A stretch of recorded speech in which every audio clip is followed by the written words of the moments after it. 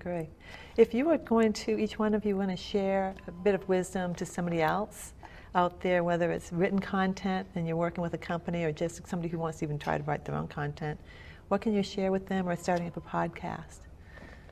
I would say for podcasting, the first thing you should do is join a community of podcasters. There's a lot of Facebook groups that are free to be a part of. You don't have to buy into a membership or a community to get started. And what I found is the community of podcasters, they're so helpful. If you have questions, 50 people will probably jump on and answer it for you.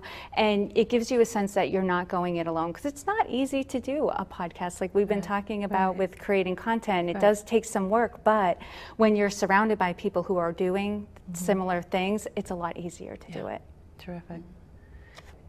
What have you done to promote? I think you touched on this earlier, Jodi. What tactics have you used to promote your podcast? Well, similarly, I'm definitely syndicating it to multiple platforms. I didn't mention the newsletter. I have it in the newsletter. And also, I do interview episodes, so I have a whole process of supporting my guest so they can promote the podcast as well. I think that that's pretty key. It's really nice for those interview episodes. It's not just me promoting, they're promoting as well. So I give them, a Dropbox folder with all the images that they can use. I give them some tweets, I give them a social media post, I give them all the links, and thank them profusely for their time and support. It's a lot like customer service, but they're partnering with me, but while they're my guests, they are also my customer.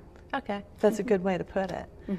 So you're actually engaging, you're using your followers, I won't say, maybe using not the right word, but enabling them to help share your content so that it helps grow to a bigger audience. Yes. So that's terrific. So that's a great strategy, actually. I would say for podcasting, if somebody's considering podcasting, for me, the barrier to entry was the technology.